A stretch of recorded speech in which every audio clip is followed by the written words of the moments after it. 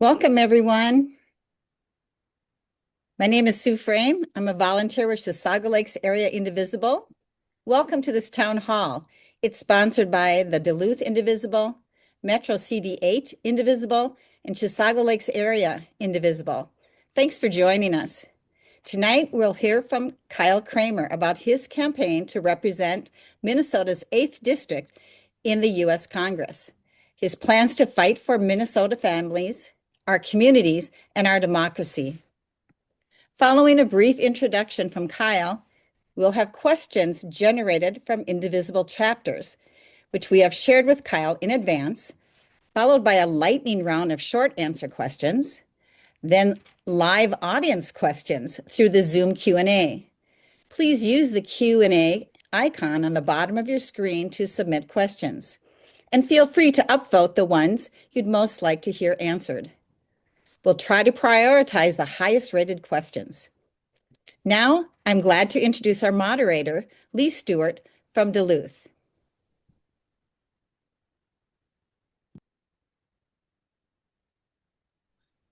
Hello, everyone. Welcome, attendees. Welcome, Cyle Cramer. Thank you for joining us.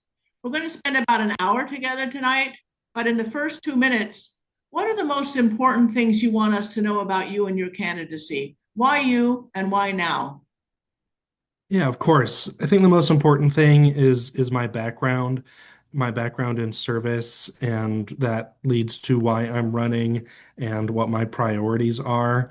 And so I grew up not with a lot of money. I was living with my grandparents. When they got older and their health declined, we relied on things like Social Security, SNAP, and those things didn't make me dependent. They made me possible. And I also had a good public education that allowed me to dream big. So programs championed by Democrats when I was a kid allowed me to not worry about where my next meal came from. I could focus on school.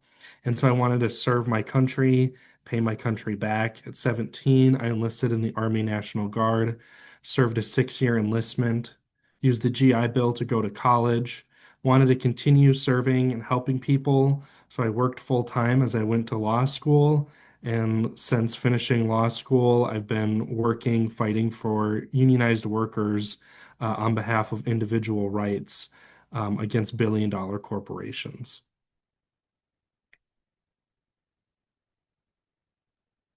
You're muted again, Lee. So our format tonight, we have 5 set questions from the indivisible groups in Minnesota's 8th District, and then we'll have a lightning round with questions drawn from Indivisible's National's theory of change. It's based on building a sustained, decentralized grassroots movement to hold elected officials accountable and advance progressive policies to create a multiracial, fully participatory democracy where liberty and justice for all really means all this time. We're taking the primary very seriously. Reminder to those on the call, please submit questions via the Q&A function, not chat, and upvote. This session is being recorded and will be sent out to registrants. What's happening now, whom we send to Washington, and the decisions our federal leaders make will determine whether we stop the harm and change course. So let's start with the first question.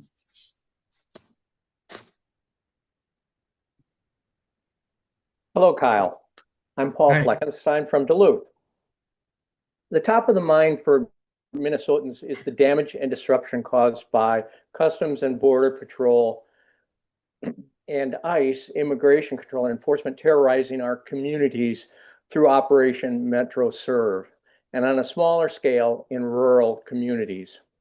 Part of our response has been to call for Congress to end funding for these 2 agencies of the Department of Homeland Security without significant reforms.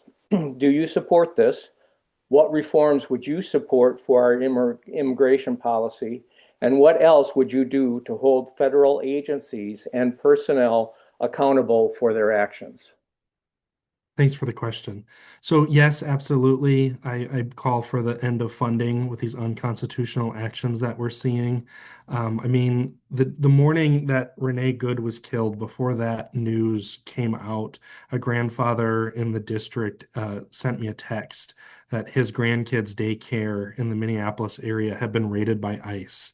I saw that text message come across my phone when I was bringing my two young daughters to daycare. And so it just filled me with anger. It was an unnecessary action in the first place. And then the later horrific news that day, it just obviously was already unconstitutional. It was obviously already too much. But at that point, the actions of ICE needed to end at that moment. And moving forward, we need to find ways to allow immigrants to come to our communities, to seek opportunity, to grow. So we need to find ways to increase that opportunity. One of the primary ways I want to do that is change our immigration system, but also increase funding for our immigration courts and our immigration judges. Our immigration judges are so backed up right now. I mean, even if we doubled or tripled the size of our immigration courts, they'd still be backed up. So that would be an immediate thing I would call for is more funding for immigration courts.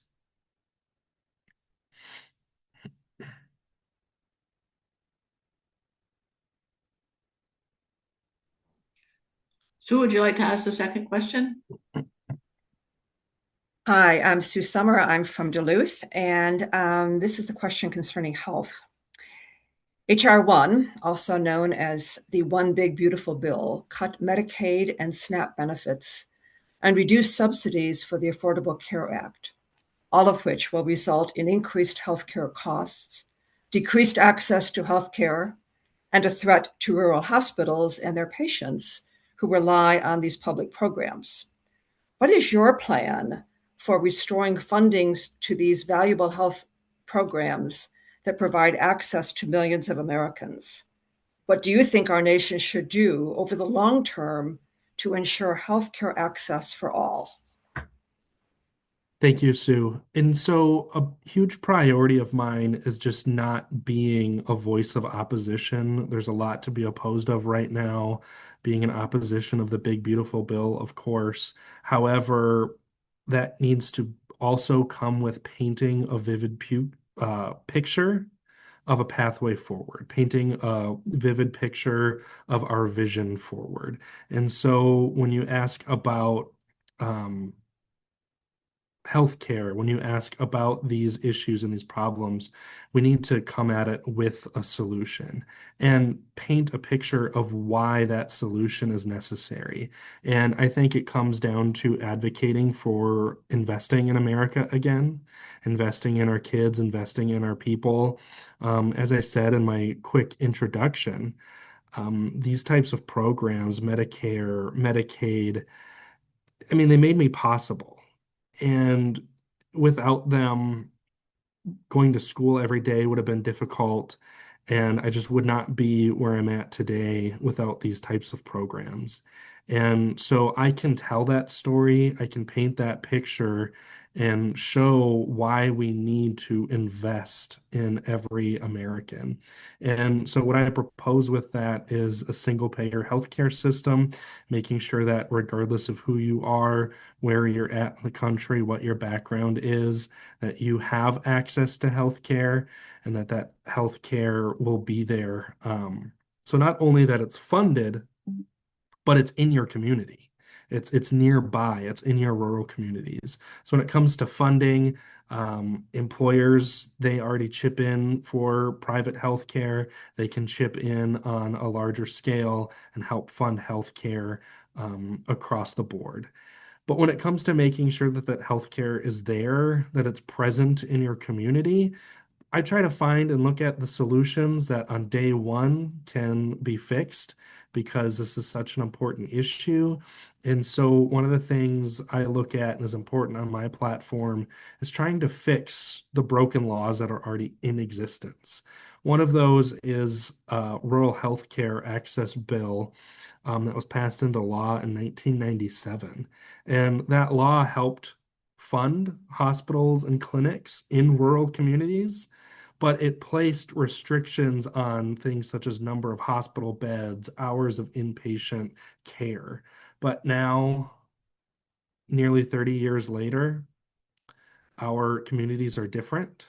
Our communities have aged, our communities have grown, and our medical system has changed as well. And so all of these sorts of figures and restrictions that were put in place in 1997, we can update. And I would hope that that would be a bipartisan issue, something that could change right away when I get into Congress, because it's already an existing law.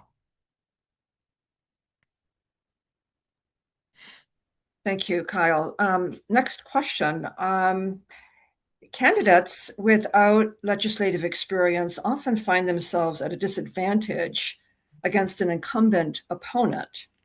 How do you plan to proactively address this experience gap? I think my background and experience speaks for itself. I mean, one, I keep on hearing out on the trail that we want a younger candidate. I'll admit I'm 32. I mean, I feel like it's old some days. But of course, being 32 means there's a lot more years of experience to gain as well. But I think when it really comes down to it, I have more experience than Pete Stauber with the law. I understand how the law works. I understand how it doesn't work. It's clear that Pete Stauber doesn't. All he wants to do is follow what Trump says. He can't legislate for himself. And instead, I think just as I showed with my last answer, I want to be able to go in, look at the law, change what needs to be fixed, or implement what needs to happen immediately. And so, I don't really view that as being an experience gap. Maybe the experience gap is the other way with Pete Stauber not knowing how to make these effective changes for the district. Thanks, Kyle. My name is Amanda. I'm with Duluth Indivisible. So the next question is, you have an entrenched opponent with $1 million in cash on hand, whose votes have hurt or will hurt our farmers, our miners, our election security, our relationship with Canada, the recreation economy Northern Minnesota depends on, our hospitals, etc., on and on. He won the last election by 67,000 votes. And our analysis says roughly 63,000 eligible voters didn't vote. What's your ground game to win this thing? Yeah, it's getting out there, being in person. I think already through this campaign, I've drove through more blizzards than I have my entire life, including yesterday. I left home. It was nice and sunny, but as I got up to Ely, my windshield was caked with ice. Wasn't really expecting that, but it's hard to gauge the weather across a district this big. But showing up in person has been incredible, talking to these communities. Also just trying to put my email out there, my phone number out there, making these direct contacts with people, being as responsive as possible, answering questions, even if I don't like them. I won't hang up on anybody here. I won't run away. And I think just that effort, that showing up will make a huge difference, listening to people, because the people that aren't showing up to elections, they're disengaged. They have their own experiences, they have their own backgrounds, and they just feel like the system isn't working for them, a candidate isn't going to work for them. And so I just want to show up and show that my whole life has been working for people. It's been working for this country, and it's about showing up. In fact, that's what my little printouts are.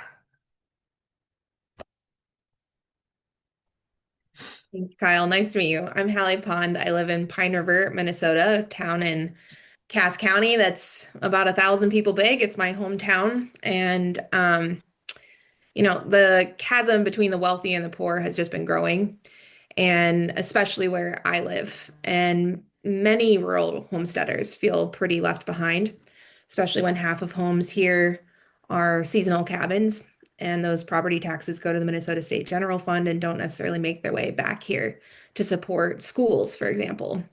Housing is a challenge. Local infrastructure is under duress, and there's not a single hospital or urgent care center in the 2,000 square miles that make up Cass County.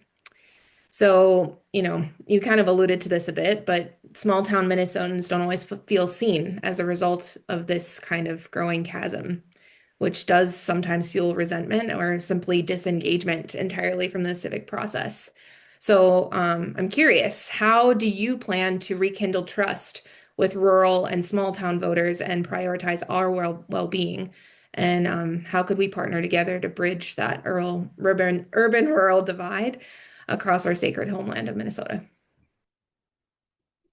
Yeah, I mean, it goes back to investing in our communities and investing in America as a whole. That doesn't just mean investing in cities, that means investing in our rural communities, investing in schools in those communities, and making people who grow up there want to stay, making people who didn't grow up there want to be there. I mean, there's a lot of value living in rural areas, but it's just becoming more and more difficult to stay there or move there. And so it reverts back to a lot of some of the policies I've already talked about, increasing rural access to health care, funding our schools, um, and making sure that there's investment for businesses to get into some of these small communities now. Right now, when you drive in and out of the cities, it just seems like every month there's a new warehouse, like one layer out of the cities, kind of building up and building up. But these are businesses that could do well in rural communities farther out. So finding those connections, building those up as well would be really important. And you talked about a rural and urban divide, but you also talked about a wealth divide as well. So I want to speak to that a little bit. That's a huge part of my platform as well, is finding ways to bridge this wealth gap. And what I find ridiculous is that shareholders can get dividends and shares can go up and profits can go up, but the workers don't get those dividends. The workers don't benefit from those shares going up, and the workers who are actually building that value are not benefiting from that wealth. And so I want to make sure that companies that are doing well, companies that are making a lot of profit, are tying that profit and reinvesting it back into the business itself. Putting an end or a massive limit on stock buybacks. I mean, as part of my work, I investigate this type of corporate behavior, and I see firsthand companies that are buying back tens of millions or hundreds of millions of stock buybacks, just buying back their own stocks. At the same time, talking about needing to right size their company and reduce headcount. And so you just see just this individual people's livelihoods being affected, while at the same time the company's bragging about increasing their shareholders' returns on investment.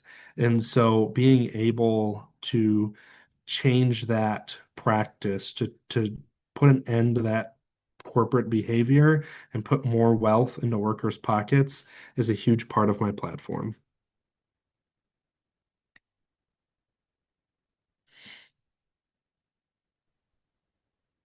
Thanks, Kyle. Now it's time to move on to our lightning round.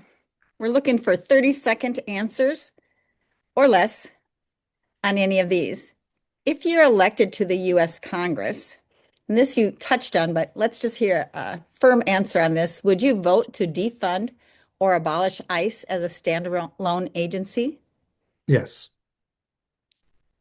Should overseas military action of any kind require explicit congressional authorization? That's what the Constitution says. Yes.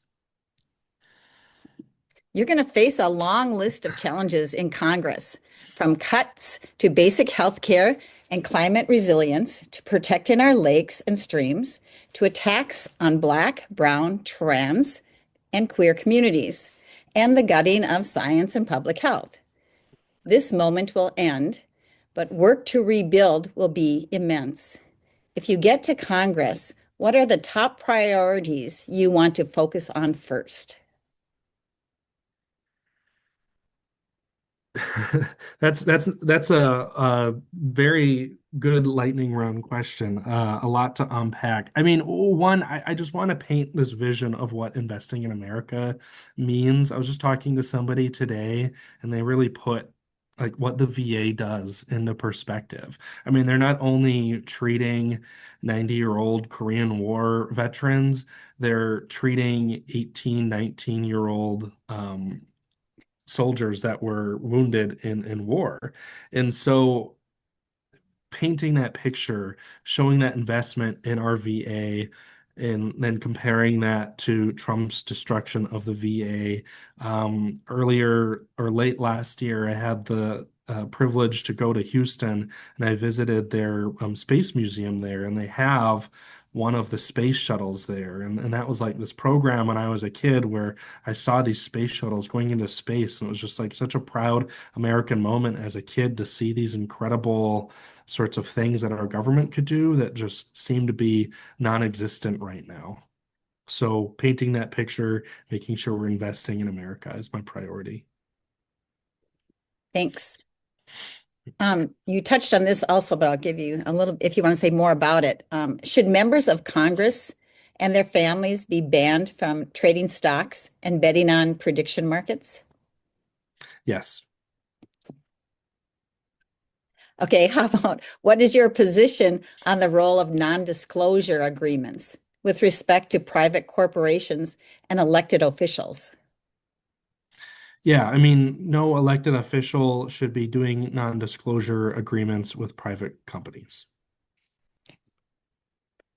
If elected, will you commit to meeting in person regularly in your district offices and other community settings with your constituents, including those whose party affiliation is not your own?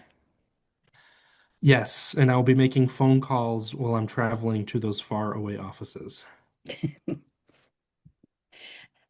What are you curious about besides politics and work? You know, I like reading a lot. I'm kind of all over the board. So I'll typically have a stack of books because one day I'll just feel like reading fiction or nonfiction, just kind of all across the board. I'd say the one area recently I've been diving into that's newer is uh, books about Stoicism and some philosophy in that area. But just kind of reading about any area, whatever seems interesting that day is kind of what my interests are outside of politics. Great, Kyle. Thank you so much. This completes the lightning round. And so next, we're going to pull questions from the attendees. We're going to take the questions with the most upvotes. And in order to get as many questions as possible, we're thinking you have like 2 to 3 minutes per question. All right. Okay. Hello again, Kyle. What is your position on mining in northern Minnesota? This has been a very divisive topic for some areas. And it's the main issue that keeps getting Pete Stauber elected. Well, I think I disagree that it's getting him elected. One, when it comes to protecting the boundary waters, that's non-negotiable for me. It's that we have to protect the boundary waters. In fact, yesterday when I was in Ely, it was an organized group where people come and give presentations, and I didn't want to just come and be this political speaker or talk about my campaign. I wanted to really kind of give this traditional presentation like that group is used to. And so I prepared a presentation that taught me a lot about protecting the boundary waters. And it just shows that this issue shouldn't be a debate. It never has been in the state. I mean, the first protections for the boundary waters were put in place in 1873 when those public lands in Minnesota were removed from mining laws. That's 1873. That's 150 years. And then through the rest of the presentation, I go on and I explain how there's different protections that just kept on growing and growing and growing to the point where there was in the 60s or 70s, maybe even 50s, you couldn't fly airplanes within 4,000 feet above of these protected lands. And so you start to question and ask, well, then if it's been these types of protections for so long, how did copper nickel mining all of a sudden come into the picture? And it was in 1966 when the federal government had concerns over the Cold War that they wanted exploration in the area. And so that was really the first change. They just gave some leases to some companies to allow for some exploration. That never meant that any mining was going to be permitted or anything like that. And so I think actually the winning position is being very straightforward on that issue, and that mining that would put the water degradation of the boundary waters in danger, we need to uphold that 150 years of tradition and heritage of protecting the boundary waters.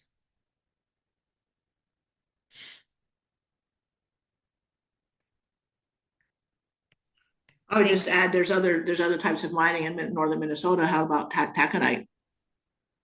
Yeah, and so usually when people are asking about mining, it's referencing the Twin Metals mine, which is obviously what I was just talking about.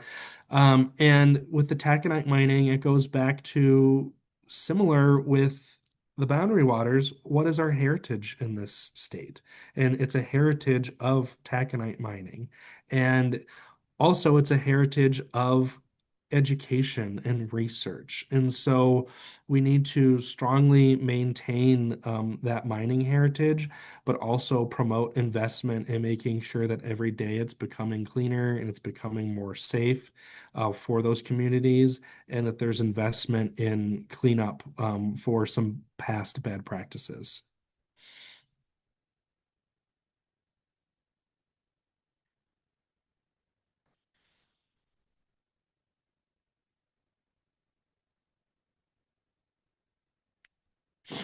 Oh, Sue, you're on mute. Sorry. Kyle, I think you touched on this, but I'd love for you to respond a little bit fuller if you can. What exactly is your plan for beating Stauber in this election?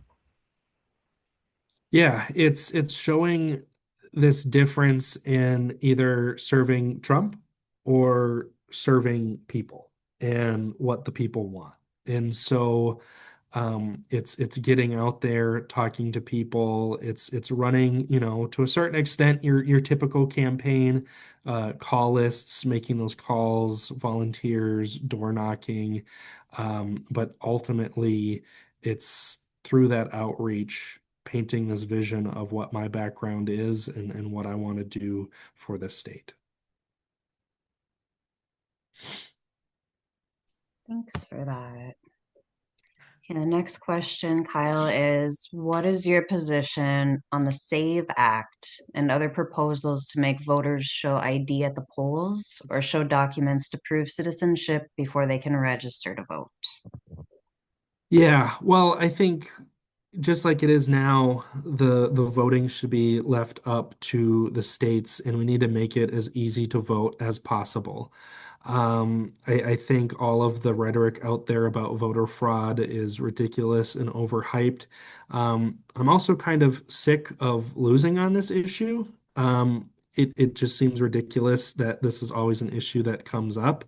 And if we're going to have any type of voter ID, those IDs need to be 100% free, accessible for people to get from many different locations, and that even if you don't have it, there's an ability for you to sign some sort of statement at the polls to make sure that there isn't, some fraud in that at that point. But certainly any type of, like, the SAVE Act right now is just meant about voter restriction rather than getting more people to vote, which is what we need. Thanks, Kyle. This is a question from Rick. He's wondering if you're aware of the Isaiah Project and the People's Agenda. If you are aware of it, do you support it? Those don't immediately sound familiar to me. I'll note them down here and certainly look them up. And then Rick, on my website, there's an email. You can email me on there. It's a contact@kyleforcongress.com, or my more direct one is kylec@kyleforcongress.com. And I can get back to you on those. Don't scroll this down yet because I'm going to write them down. And people's agenda. Okay. All right. Thanks. Kyle, what is your perspective on childcare and childcare workers? How do we ensure that these programs are high quality and increasing pay to teachers and teachers' assistants? This is a question from Heather. Yeah, as I mentioned, I have two young daughters. One is 7 months old now. The other one is 3 years old. They both go to daycare, and the price is astounding. My wife and I are privileged where we're in a spot where we can afford it, and I can't imagine not having it. And I mean, again, it comes back to investing in our communities, investing in our parents, investing in our kids, and we need to make sure that there's funding there, regardless of your background, your income, for childcare of all types. And, we've already decided in this country, although it's becoming more a debate these days, that we're going to fund public education. K through 12. And so funding essentially 0 through K shouldn't be that big of a debate in my head. And again, explaining these issues, explaining that need, and painting it as an investment, I think is how we can get it done. Here's a question from Bob. Do you support eliminating the Electoral College? Yes.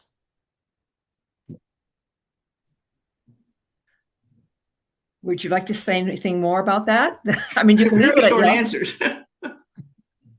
I guess we're not in the lightning round. I was still in lightning round mode for a second. Yeah, I mean, to get a little bit nerdy here, I understand originally the Electoral College was kind of necessary to get these different larger and smaller states together in one union. Um, so you have a bit of an explanation for the origin there. But right now, I mean, you just have states that are such drastically different sizes and populations. The electoral count or electoral college has proven in the last couple of decades that we're getting presidents now, leaders of the country, that are being voted in by a minority of people. And so, for sure, a popular election is the right way to go there. And, this could be expanded in other areas too, to consider that there's more equal representation in Congress. I mean, the fact that Wyoming and California have two senators apiece, while one state has less than 1 million people and the other is 40 million people, it's just really disequal representation. And another expansion on that is this district. I mean, it's a very rural district. It's massive, but it's 700,000 people. And there's no law or plan in place to expand the House. As our states grow, as our country grows, representatives are going to be representing more and more and more and more people. And I mean, I'm ready and willing to take on representing over 700,000 people, but I know Pete Stauber isn't. So we should start looking at splitting up some of these districts and getting more representatives in, so people have more representatives that are more easily available to them. Yes, thanks for that answer. Our next question comes from N, and they say, on mining, what are your thoughts regarding Stauber, thinking that there are enough rare earth elements to even bother? My understanding is that those minerals are dispersed and that it would be very destructive to mine those minerals. Yeah, and so that's an accurate statement. Essentially, with the copper and nickel, it's about 0.5% of the earth of what would be brought up would be made up of copper. So to get 1 pound of copper, you would need to essentially go through 200 pounds of earth and rock and break that up. And that's really where there's a lot of danger in this process, in this specific type of mining, is because you have to get through so much of this rock that has different toxins way underground that would just seep off into other areas. So, I mean, yeah, Stauber's not right that it's even worth it in the first place. Thanks, Kyle. This question's from Nancy. She asks, following up on the SAVE Act issue, do you have a strategy for convincing people that the elections are already safe? Yeah, I mean, we need to point out the very low number in which in pretty much almost every precinct it's is zero of electoral fraud. It's about talking about the issue, and also just educating people on the process. It was great to see so many people show up recently and commit to be election judges, and just explain what that process is. I think it's just so far disconnected for so many people, that when you explain that one-on-one process, or maybe if somebody's really concerned about fraud, making sure that those people can be election observers. I'm just being open about that education process across the district. Thank you, Kyle. This is a question from Heather. What is your position on gun laws? So in law school, of course, we have to read all different types of cases on laws and Supreme Court decisions. And the Supreme Court's position on gun laws is I think unique compared to the way that it takes some other approaches to things. And really, it's essentially saying that guns that are too bizarre and destructive just shouldn't be on our streets. And so any law that we pass related to gun legislation needs to be very tight on the Supreme Court interpretation, because I have a really big fear right now that a blanket assault weapons ban would be overturned by the Supreme Court and allow the Supreme Court to reverse some of its earlier decisions and to make gun regulations more and more difficult to pass. And so there's certainly obvious policies that we can get in place. We're seeing communities pass red flag gun laws. Minnesota passed recently, and that's even saved schools. There's been reports where the local law enforcement has been able to go in and take guns away because of this new red flag law. And looking at things that start to alter weapons and put them into this bizarre category, like magazines that just allow for way too many rounds that would allow any type of um, attack on a school or something like that be much more tragic. We really need to fix that. And on the opposite perspective too, I mean, any sort of violent action with a weapon needs to be very heavily prosecuted in my view.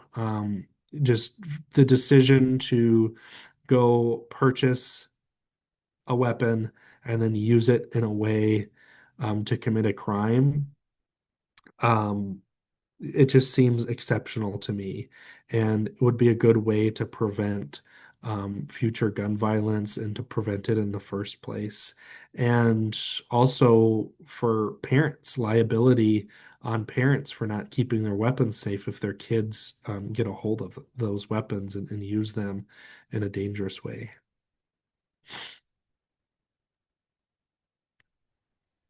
Kyle, what is your attitude toward gerrymandering? Would you support legislation to promote the most compact voting districts possible? And can that be done under the current rights of states to control their own election methods? Yeah, I mean, it could be done with how the state wants to approach it. I mean, really, the Constitution kind of just leaves it up to the states. And the Supreme Court has interpreted it as strictly a political question. And so we see a lot of bad gerrymandering that like I lived in Wisconsin for a few years, and they had years where a majority of the population voted for Democrats to go to their legislature, but because of the gerrymandering in the state, it was a Republican trifecta, even though a majority of people voted for Democrats. And so we need to make sure that our legislatures across the states are having plans and platforms there to increase fair districts, to increase fair voting. And on a broader level, though, any sort of change is going to have to come with a constitutional amendment, which is something that I would support. Thanks for that. Kyle, the next question is from Jean, who asks, do you have ideas for new legislation to place more limits on the power of the executive branch, such as moving the Department of Justice out of the president's direct control? Yeah, that's a really good point. And I'll start with ethics rules. I mean, we have this impeachment option, but it seems like nobody understands or can decide what's actually worth impeaching a president for and convicting them. So I think Congress needs to make a set of rules, a set of ethics, not only for the executive branch, but for the Supreme Court as well. And with the Department of Justice, yeah, we have independent agencies. And so we already have a structure to do that. And we could move the Department of Justice into a similar structure as one of those independent agencies. I think would be a great idea. Hi, Kyle. My name's Jordan, and I'm part of Duluth. And thanks for being here. And I just have a question in regards with the race to a digital and technology-based industrial kind of revolution. And Duluth is on a global market in many regards, and that this area is. What would be your position regarding this economic market and protecting our workforce for the long-term sustainable jobs? Yeah, that's a good one. I mean, the economy is always going to be shifting, and there's always different changes in technologies. Um, I've joked a couple times about my office being really quiet, but about 40 years ago, it would have been filled full of click-clacking of typewriters. And so that would have been additional employees just typing away things that attorneys were dictating. But now attorneys are typing up their own stuff. And so those industries change. And it's always going to kind of be an individual look at what sort of job markets are closing, what sort of job markets are opening, and how can we help those transitions, help funding for education. Because really, when it comes to a certain market closing, sometimes you can't help that, you can't fix that. As you said, we're in this economy that's growing, that's changing at a faster and faster and rapid pace. And it comes back to that investing in America, finding those opportunities to train people into new industries, when it just seems like everything that they've done, they can't re-enter their industry because it's closing.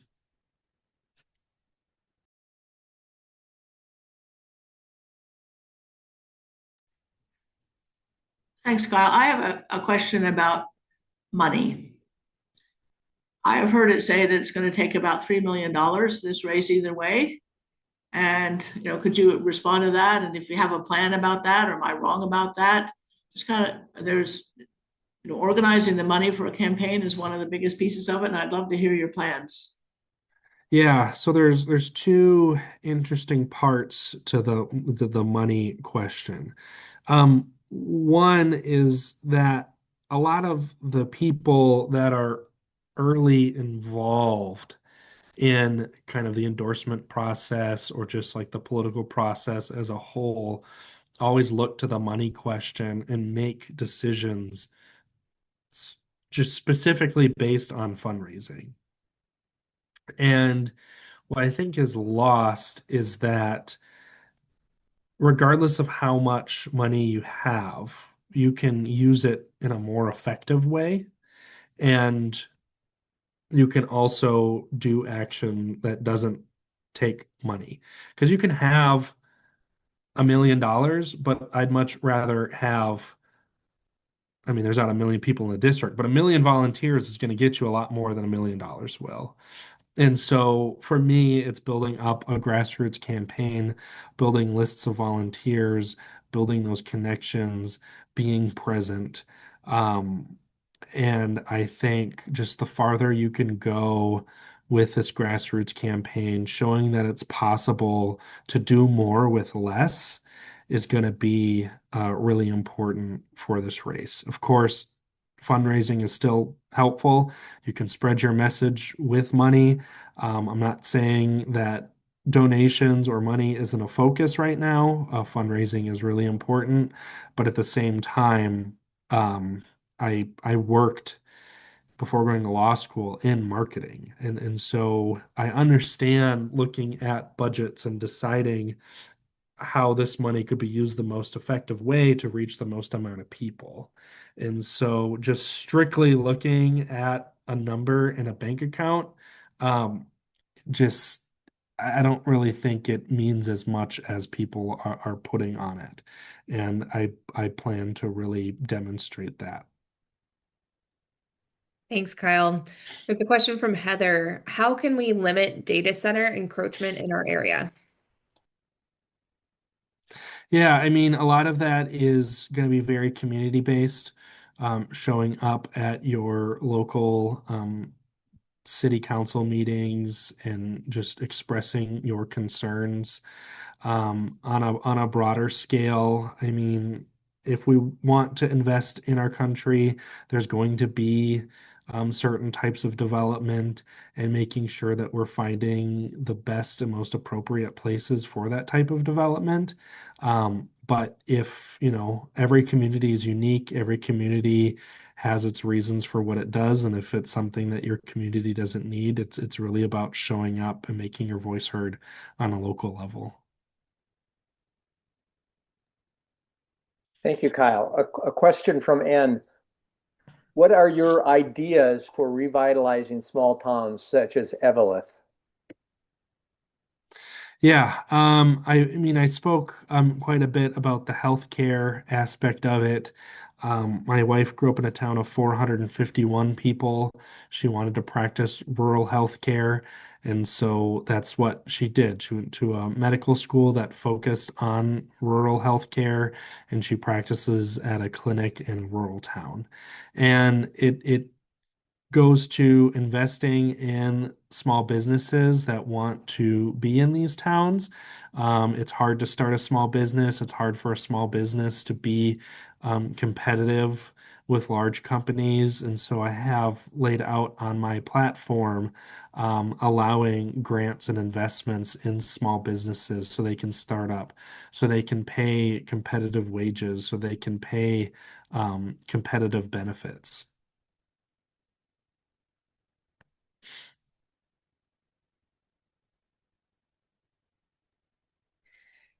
Kyle, speaking of grassroots campaign funding, do you have theories that you can share about why Jen Schultz didn't win last time? And if so, how can you avoid those issues? Yeah, and I've had this conversation with a couple of people that worked with her a lot, and mentioned it to her one time actually as well.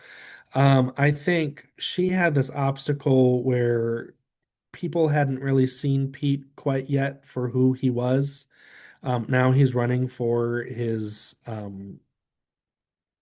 fifth term. But when he's running for his third term, it's hard to fully define who he is at that point. And, at that stage, he doesn't show up for a debate. And if it's the first time he does it, then, you can argue your point on it. You can, say he didn't show up, but people might forgive it. It's one time. But now seeking his fifth term, it's just so much more apparent that he's not showing up. I mean, when Jen Schultz was running, people in communities across the district weren't putting up missing Pete signs. And so I think right now the advantage that I have is that people really know him much better and know that he's not going to show up for the district. That was just a message at that time, was much harder to show and prove. Okay, the next question again is from N, and they are wondering if and how you plan to prevent more purchases by ICE and DHS of warehouses, etc. Well, I mean, that's just going to come back to defunding ICE in the first place. And just, I mean, yeah, I mean, I could just stop right there. But to go on, when it comes to immigration enforcement and understanding immigration, it's just a whole restructure of the entire system. I mean, I spoke on it earlier, but really the system should be set up in a way that those types of purchases are just not necessary in the first place. I mean, it's just ridiculous. Thanks, Kyle. Our last question here in the list is from Pat. What is your position on giving weapons to Israel? Opposed. I mean, we're seeing what's happening. Prices in America are going up. Cost of living is going up. People's pay isn't going up. And we're just shoveling money to help fund a really destructive war that we don't need to be participating in.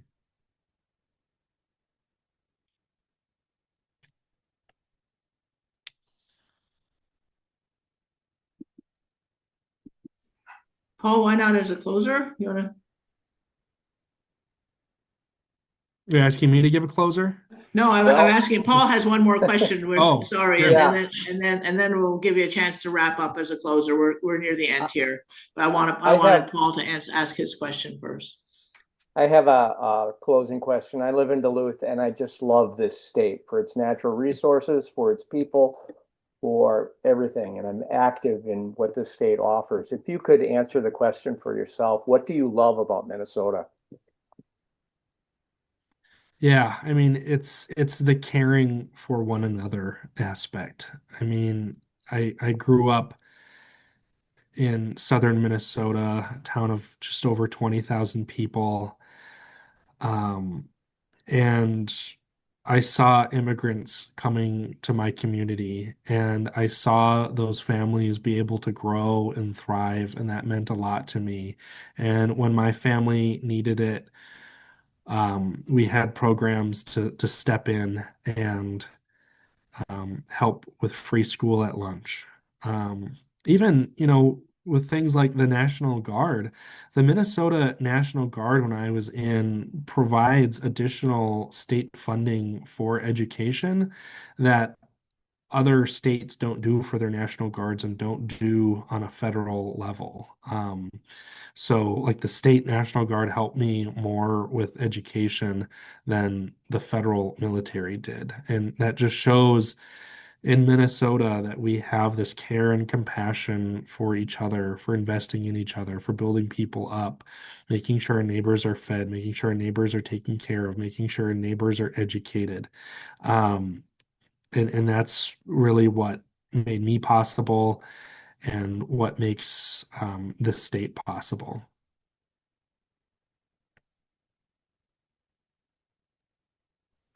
Okay, great. So, Kyle, you answered lots of questions tonight. I wondered if you'd have a desire to go back and reconsider any of them or add anything for tonight.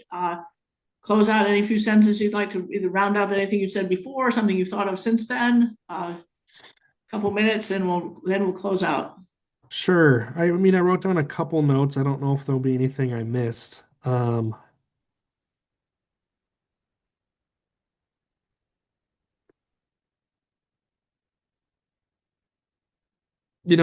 talk a lot about painting this vision for the country, painting this vision for my campaign, and I'll answer specific questions.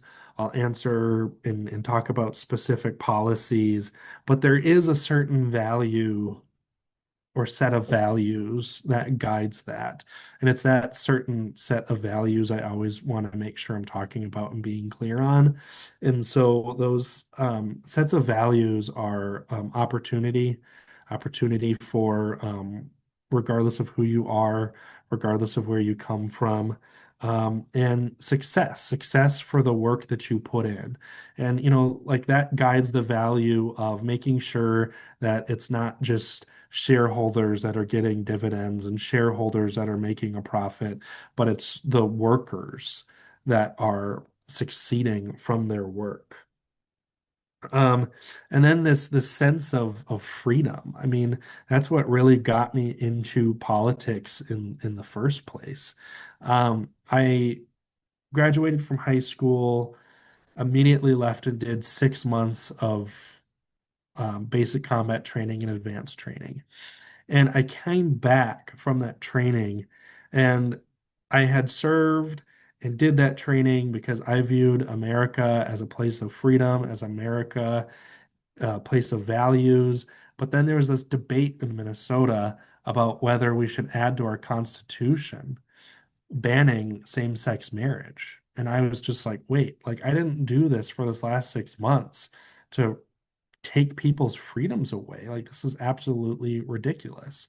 And so I immediately began volunteering on the Minnesota United for All Families campaign to make sure that that amendment would not get added to our Constitution and help pave the pathway to allow same-sex marriage in this state. And then lastly, just accountability. That's the last value. And that really comes down to like me talking about making sure that there are rules and ethics in place for Supreme Court, for executive branch. All of these special favors and things that are happening in the background right now in the White House, the president and his administration need to be held accountable for those things. Okay, great. Thanks so much. Thanks to Cyle Cramer, candidate for Congress from Minnesota 8th District, and to everyone who joined tonight. Town halls like this are just the start of our efforts to create a government that truly represents us. Everyone, please stay engaged, stay informed, set up your own candidate town halls through your local Indivisible groups or other groups. Keep pushing results for results that matter for you here in Minnesota. We're all connected and we're all needed. Next Wednesday, we'll be having our town hall with Trina Swanson, followed by Manny Anastos, and then John Paul McBride on the following Wednesdays. Then on March 28th, join us for No Kings Rally wherever you are. So, and I want to give one kind of quick closing note here. So we talked a lot about winning this district, what's it's going to take. It's going to take everybody that's on this call. It's going to take every voice.